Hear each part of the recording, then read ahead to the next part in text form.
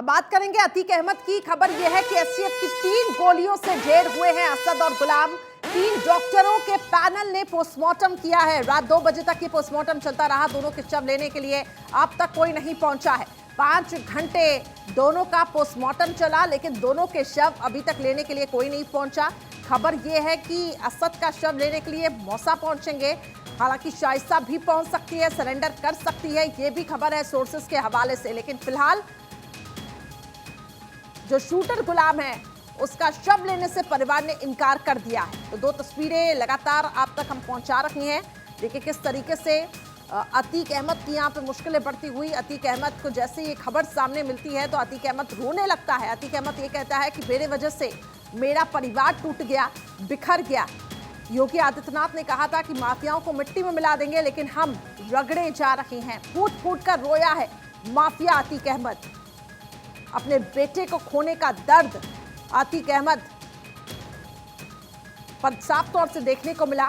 वो आंसू छलके जिस तरीके से उमेश पाल की हत्या की गई थी, उसके परिवार वाले यहाँ पे मांग कर रहे थे कि इंसाफ तभी मिलेगा जब इन माफियाओं का एनकाउंटर होगा, जब ये माफिया मारे जाएंगे। और सीएम योगी आदित्यनाथ ने साफ तौर से संकेत दिए थे, माफियाओं को हम बख्शेंगे नहीं। और आखिरकार यूपी एसटीएफ की टीम ने झांसी में असद और गुलाम का एनकाउंटर कर दिया। पहले दिल्ली और उसके बाद अजमेर भागा था असद। कुछ दिन वहां पे रुका और जैसे ही झांसी पहुंचा, पुलिस मुठभेड़ में एनकाउंटर हो गया। हालांकि रात 2 बजे तक पोस्टमार्टम हुआ है, जिसमें जानकारी मिली कि गोलियां लगने से ये मौत हुई है। तो 5 घंटे तक दोनों का पोस्टमार्टम चला। हालांकि दोनों के शव लेने के लिए अभी तक कोई नहीं पहुंचा है।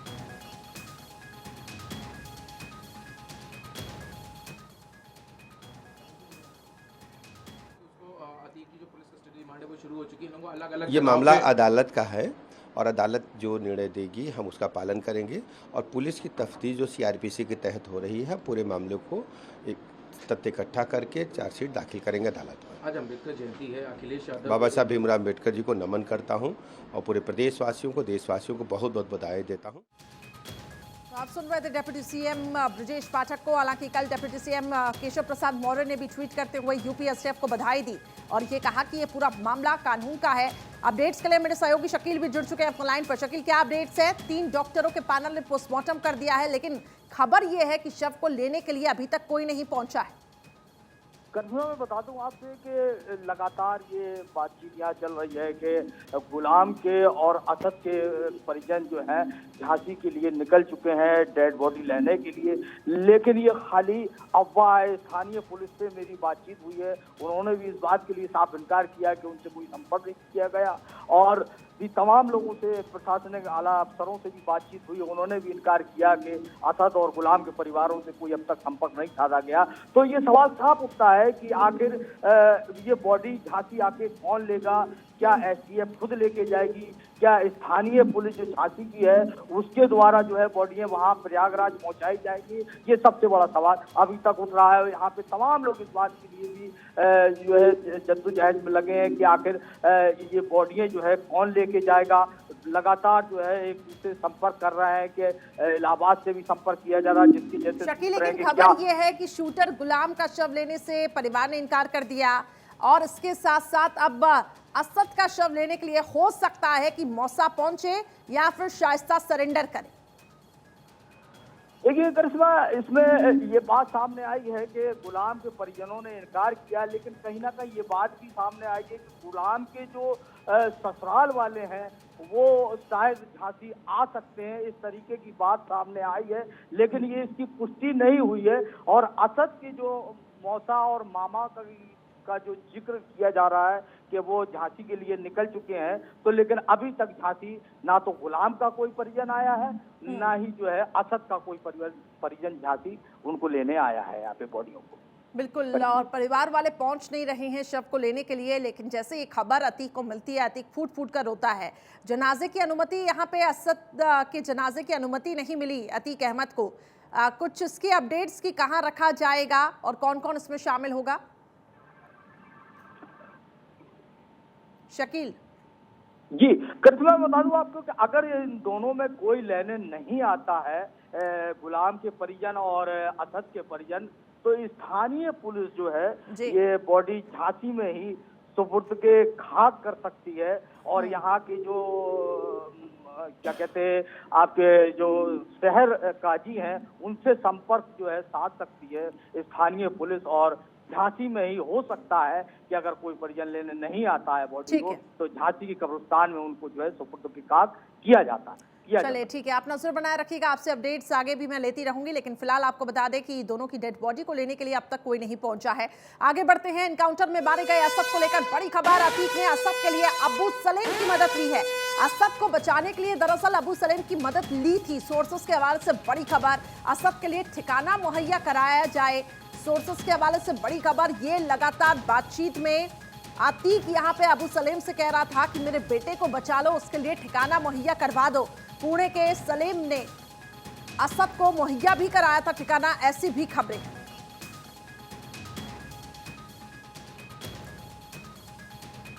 इस वक्त की बड़ी खबर आपको बता रहे हैं, अतीक अहमद जिसने अपना बेटा खो दिया, वो माफिया जिसकी पूर्वांचल में तोती बोलती थी, आज वही माफिया अपने परिवार को टूटता देख बिखर गया है। रो पड़ा अतीक अहमद। असद का जिस तरीके से एनकाउंटर हुआ और अपने बेटे को बचाने के लिए देखिए किस तरीके से उसने अबू सलेम की भी मदद ली। और खबर यह है कि सलेम ने पुणे में एक ठिकाना भी उसको दिया था रहने के लिए, और इससे साफ तौर से जाहिर होता है कि किस तरीके से टेरर ग्रुप के साथ अतीक अहमद के कनेक्शन। हालांकि कल ये बात उसने कबूली थी कि ISIS और ISI से उसके लिंक है, और देखिए हर एक खबर अब पुख्ता होती हुई दिखाई दे रही है।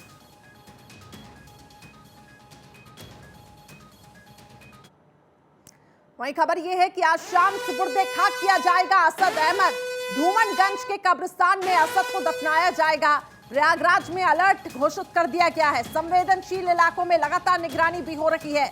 जनाजे में शामिल होने वालों की वीडियोग्राफी होगी। तो बड़ी खबर आपको बता रहे हैं, असद की जिस तरीके से असद का एनकाउंटर हुआ, अब असद की डेड बॉडी को लेने के लिए हालांकि अब तक कोई नहीं पहुंचा है, लेकिन कहा जा रहा है कि हो सकता है कि मौसा पहुंचे और शाइस्ता सरेंडर कर पहुंचे, लेकिन फिलहाल इस खबर की पुष्टि नहीं है। धूमनगंज के कब्रिस्तान में असद को दफनाया जाएगा। प्रयागराज में इसको लेकर अलर्ट जारी कर दिया गया है। पुलिस प्रशासन लगातार गश्त में लगी हुई है। संवेदनशील इलाकों की निगरानी भी हो रही है। तो जनाजे में शामिल होने वालों की वीडियोग्राफी होगी।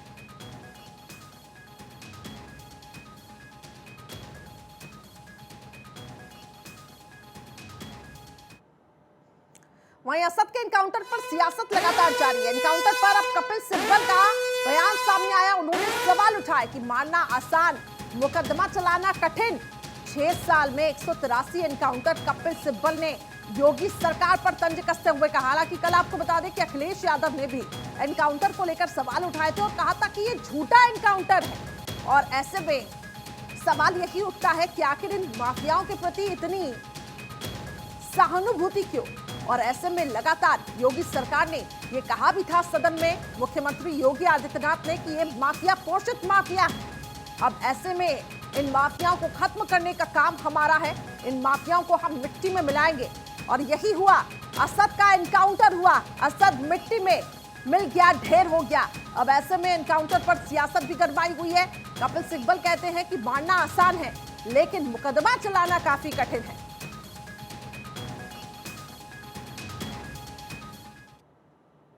तो असद का एनकाउंटर हो चुका है। अतीक अहमद और अशरफ से लगातार पूछताछ जारी है। 200 प्रश्न का खाका पुलिस ने अब तैयार कर लिया है। अतीक से उसके फाइनेंसर के बारे में भी पूछताछ किया जा रहा है। फरार शूटर अरमान साबिर से सवाल पूछे गए। गुड्डू बमबाज के बारे में भी सवाल पूछे गए हैं। तो गुड्डू बमबाज के भी एनकाउंटर की खबर हालांकि सामने आई थी, लेकिन फिलहाल इस खबर की पुष्टि नहीं हुई थी, क्योंकि यूपीएसएफ की टीम गुड्डू बमबाज को भी ढूंढने में यहाँ पे लगी हुई है। लेकिन आपको बता दें कि अतीक अहमद और अशरफ, जो कि अतीक अहमद का भाई है, इससे लगातार पूछताछ की जा रही है। अब तक अपहरण कांड में सजा हुई है अतीक अहमद को उम्र कैद की, लेकिन अब हत्याकांड की भी सजा अतीक अहमद भुगतेगा। और उसके लिए बहुत जरूरी हो जाता है उन तमाम सवालों के जवाब देना, जिसके तहत पुलिस कोर्ट में यह साबित करे कि हत्याकांड में अतीक अहमद शामिल था और किस तरीके से प्लानिंग करके उमेश पाल की हत्या की साजिश रची गई। तो फरार शूटर अरबान साबिर से इससे जुड़े सवाल पूछे गए। गुड्डू बमबाज के बारे में भी अतीक अहमद से सवाल पूछे गए और अभी 200 सवालों की फहरिस्त तैयार की गई है। उन सभी सवालों के जवाब अतीक अहमद को देने होंगे। अब तक अतीक अहमद ने साफ तौर से यह कहा कि उसके कनेक्शन आईएसआईएस और आईएसआई से हैं। प्रयागराज के नैनी सेंट्रल जेल की तस्वीरें आपको दिखा रही हैं, जहां पे अतीक अहमद और अशरफ को रखा गया है। तो बड़ी खबर लगातार आपके सामने, 200 प्रश्न का खाका पुलिस ने तैयार किया है और अतीक अहमद से तमाम सवाल जवाब पूछे जाएंगे। अतीक से उसके फाइनेंसर के बारे में पूछा जाएगा, शूटर जो फरार है अरमान उसके बारे में पूछा जाएगा, गुड्डू बमबाज जिसने बमबाजी की थी उसके बारे में भी पूछा जाएगा कि आखिर ये कहां है, क्योंकि अतीक और अशरफ साजिश का हिस्सा रहे हैं। ऐसे में उस सवालों के जवाब आज अतीक अहमद को देने होंगे। तो फिलहाल पुलिस चौकसी बढ़ा दी गई है। प्रयागराज के नैनी सेंट्रल जेल में अतीक अहमद को रखा गया है। तो घर टूटा, परिवार बिखरा, वो माफिया जो पूर्वांचल में अपना दबदबा कायम रखता था, जिसने किस तरीके से सभी पर अपनी धौंस जमाई, आज वही माफिया टूट गया है। वही माफिया का परिवार बिखर गया है। वही माफिया फूट फूट कर रो रहा है कि ये मेरी वजह से हो रहा है, मेरा परिवार बिख रहा है, इसमें मेरी गलती है। हालांकि हथियारों का जखीरा जिस तरीके से बरामद हुआ है, विदेशी हथियारों का जखीरा असद के पास से, साफ तौर से जो लिंक है वो आईएसआईएस और आईएसआई से होने की बात अतीक ने कबूली।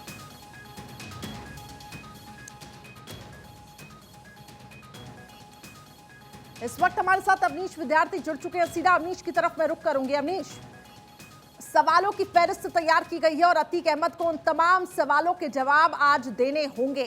क्या लगता है आपको, क्या शाइस्ता सरेंडर कर सकती है? अतीक अहमद जो कि टूट चुका है, बिखर चुका है, क्या अतीक यहां पर सरेंडर कर सकता है? काफी ऐसी चीजें हैं इस वक्त, क्योंकि दबाव लगातार यहां पे अतीक अहमद पर बना हुआ है। बिल्कुल, न सिर्फ साक्ष्यों का दबाव है बल्कि परिस्थितियों का भी दबाव अतीक अहमद के सामने है और वो बहुत साफ दिखाई पड़ रहा है। कल कोर्ट परिसर से निकलते वक्त से ही जिस तरीके की बॉडी लैंग्वेज दिखाई पड़ी प्रयागराज के कभी माफिया डॉन रहे अतीक अहमद की और उसके भाई अशरफ की, वो देखने लायक थी। उससे बहुत सारा अंदाजा लगाया जा सकता था और इस तरीके की बातें खासतौर पर जो रिमांड शीट है उसके अंदर यूपी पुलिस ने दर्ज की है और अदालत की तरफ से जिनको रेफरेंस में लिया गया, उसमें जिस तरीके की बातें अतीक अहमद की ओर से कबूल की गई आईओ के सामने, जिस आईओ ने उनका जो है 12 अप्रैल और 13 अप्रैल को अशरफ का बयान जो है वो दर्ज किया था, उस बयान में जिस तरह की बातें कही गई, उन बातों को अगर माने तो बहुत बड़ी एक साजिश के तौर पर इसको तैयार करने की कोशिश थी। न सिर्फ उमेश पाल हत्याकांड बल्कि इसके आसपास, इस घटनाक्रम को अंजाम देने के बाद इसके आसपास के इलाके को खासतौर पर कानून व्यवस्था के लिहाज से ठहरा देने की कोशिश थी। जिस तरीके के लोगों की मदद ली गई, मतलब उसमें अबू सलेम का नाम, आईएसआईएस का नाम, आईएसआई का नाम, कश्मीर में काम करने वाले दहशतगर्दों का नाम, सबका नाम लिया गया और बाकायदा ये कहा गया कि उनसे हथियारों और नेटवर्किंग में काफी मदद मिलती रही है। तो उससे आप अंदाजा लगा सकते हैं कि माफियाओं के तार किस तरीके से जुड़े हुए थे और न सिर्फ अपने कृत्यों के लिए बल्कि उन तमाम आतंकी कृत्यों के लिए भी ये लोग पनाह देने का काम करते थे अपने प्रभाव वाले इलाकों में। ये बात बहुत साफ एस्टैब्लिश होती है। तो पुलिस जैसे से इन्वेस्टिगेशन आगे बढ़ेगी, तमाम क्वेश्चन सवालों का जो सिलसिला है वो लगातार कल देर रात से ही चल रहा है। सबसे पहले जो सवाल अतीक अहमद से पूछा गया वो उसकी पत्नी शाइस्ता परवीन को लेकर के ही पूछा गया कि इस पूरे घटनाक्रम में वही थी जो जेल से बाहर थी और बाहर रह करके इस पूरे घटना को अंजाम देने में कहीं ना कहीं उसकी बड़ी भूमिका थी। शूटर्स को पैसा देना हो, हथियार मुहैया कराना हो, उनकी ब्रीफिंग करनी हो, इन तमाम चीजों में शाइस्ता की भूमिका जो है वो देखी गई। इसीलिए यूपी पुलिस ने 50,000 रुपए का इनाम जो है वो शाइस्ता परवीन पर घोषित कर रखा है। इस बात की जरूर उम्मीद की जाती थी कि कल देर रात शाइस्ता परवीन सरेंडर कर सकती है, क्योंकि उसका बेटा मारा गया था। एक माँ के लिए उसके बेटे की अहमियत होती है, लेकिन फिलहाल मुझे लगता है कि जिस तरीके से लगातार पुलिसिया दबाव है, जिस तरह से लगातार कार्रवाई हो रही है, अभी देखना होगा कि स्ट्रेटेजिकली वो क्या निर्णय लेते हैं। लेकिन लगातार तलाश में छापेमारी जारी है। अभी कल भी जो है प्रयागराज आसपास, कौशाम्बी, फतेहपुर, कई सारे ऐसे इलाकों में जहां अतीक अहमद के बेहद करीबी लोग थे, उन जगहों पर छापेमारी की गई और कई सारे लोगों से पूछताछ की गई। चलिए ठीक है, आप नजर बनाए रखिएगा, आपसे पल पल की अपडेट्स हम आगे भी लेते रहेंगे। लेकिन फिलहाल आपको बता दें, प्रयागराज में अलर्ट जारी कर दिया गया है।